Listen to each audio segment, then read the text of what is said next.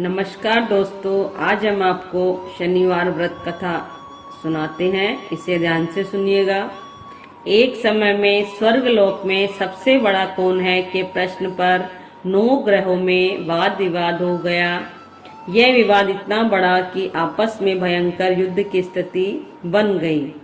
निर्णय के लिए सभी देवता देवराज इंद्र के पास पहुंचे और बोले, हे देवराज, आपको निर्णय करना होगा कि हम में से सबसे बड़ा कौन है।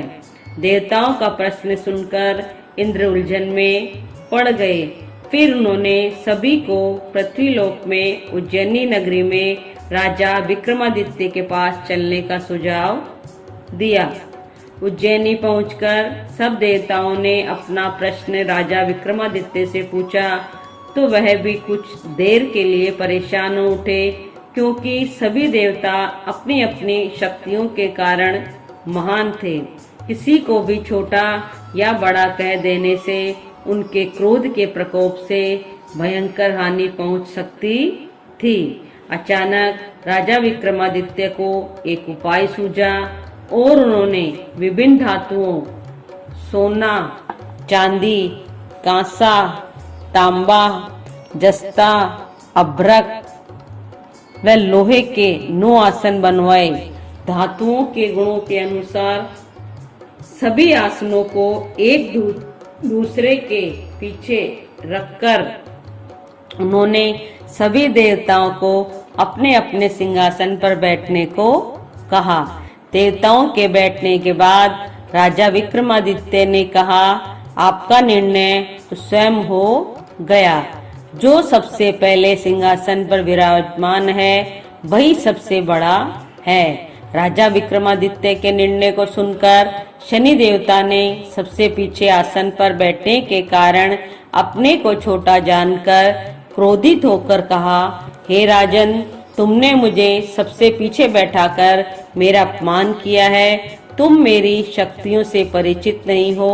मैं तुम्हारा सर्वनाश कर दूंगा। शनि देव ने कहा, सूर्य एक राशि पर 1 महीने, चंद्रमा 2.25 दिन, मंगल 1.5 महीने, बुध और शुक्र 1 महीने, बृहस्पति 13 महीने रहते हैं। लेकिन मैं किसी भी राशि पर 7.5 वर्ष तक रहता हूँ। बड़े बड़े देवताओं को मैंने अपने प्रकोप से पीड़ित किया है। अब तू भी मेरे प्रकोप से नहीं बचेगा। इसके बाद अन्य ग्रहों के देवता तो प्रसन्नता के साथ चले गए, परंतु शनिदेव बड़े क्रोध के साथ से वहां से विदा हुए।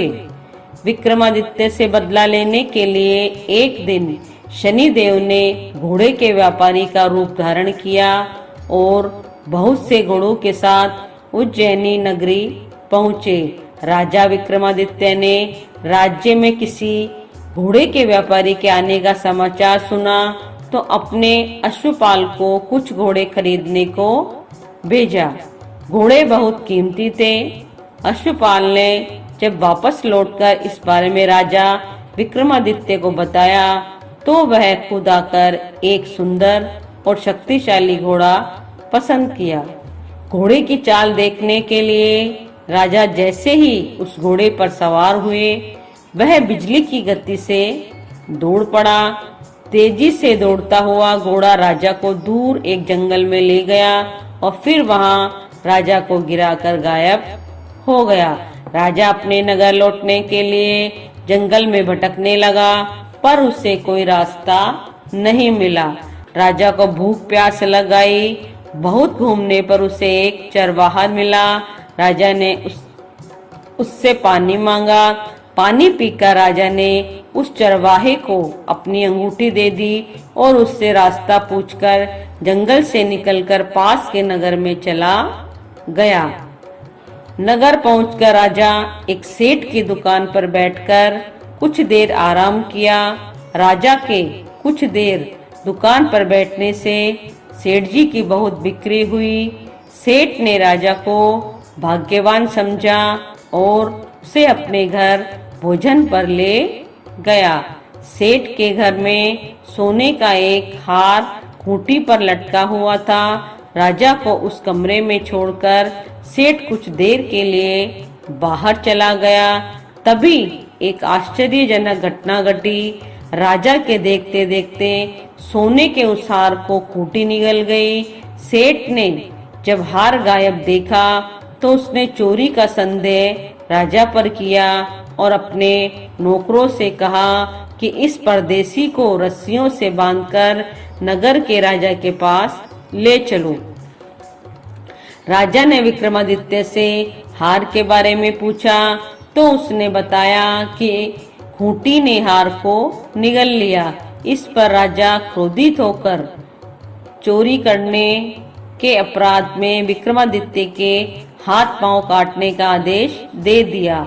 सैनिकों ने राजा को विक्रमादित्य के हाथ पांव काटकर उसे सड़क पर छोड़ दिया। कुछ दिन बाद एक तेली से उसे उठाकर अपने घर ले गया और उसे कोलू पर बैठा दिया।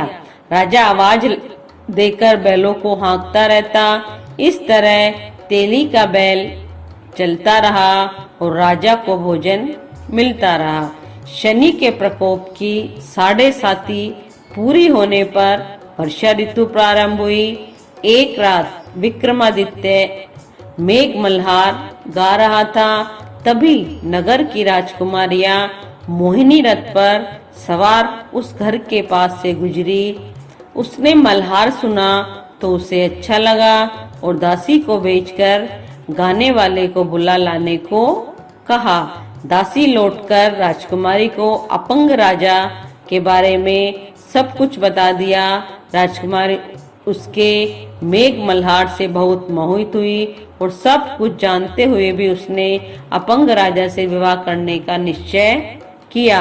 राजकुमारी ने अपने माता पिता से जब यह बात कही तो वह हैरान रह गई। उन्होंने उसे बहुत समझाया पर राजकुमारी ने अपनी जिद नहीं छोड़ी और प्राण त्यागने का निश्चय कर लिया। आखिरकार राजा रानी को विवश होकर अपंग विक्रमादित्य से राजकुमारी का विवाह करना पड़ा। विवाह के बाद राजा विक्रमादित्य और राजकुमारी तेली के घर में रहने लगे।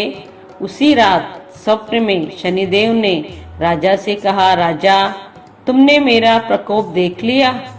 मैंने तुम्हें अपने अपमान का दंड दिया है। राजा ने शनिदेव से क्षमा करने को कहा और प्रार्थना की, हे शनिदेव आपने जितना दुख मुझे दिया है अन्य किसी को न देना। शनिदेव ने कहा, राजन मैं तुम्हारी प्रार्थना स्वीकार करता हूँ। जो कोई स्त्री पुरुष मेरी पूजा करेगा, शनिवार को व्रत करके मेरी व्रत कथा सुनेगा, उस पर मेरी अनुकंपा बनी रहेगी। प्रातः काल विक्रमादित्य की नींद खुली तो अपने हाथ पांव देखकर राजा को बहुत खुशी हुई। उसने मन ही मन शनिदेव को प्रणाम किया। राजकुमारी भी राजा के हाथ पांव सलामत देखकर आश्चर्य में डूब गई। तब राजा विक्रमादित्य ने अपना परिचय देते हुए शनिदेव के प्रकोप की सारी कहानी सुनाई। इधर सेठ को जब इस बात का पता चला तो दौड़ता हुआ तेली के घर पहुंचा और राजा के चरणों में गिरकर क्षमा मांगने लगा। राजा ने उसे क्षमा कर दिया क्योंकि यह सब तो शनिदेव के प्रकोप के कारण हुआ था। सेठ राजा को अपने घर ले गया और उसे भोजन करवाया। भोजन करते समय वहां एक आश्चर्य घटना घटी। सबके देखते देखते उस खूंटी ने हार उगल दिया। सेठ जी ने अपनी बेटी का विवाह भी राजा के साथ कर दिया और बहुत से स्वर्ण आभूषण धन आदि देकर राजा को विदा किया।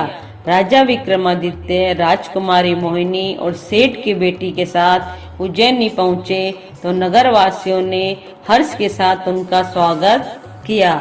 अगले दिन राजा विक्रमादित्य ने पूरे राज्य में घोषणा करवाई कि शनि देव सब देवों में सर्वश्रेष्ठ है।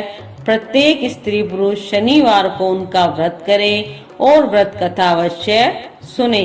राजा विक्रमादित्य की घोषणा से शनि देव बहुत प्रसन्न हुए।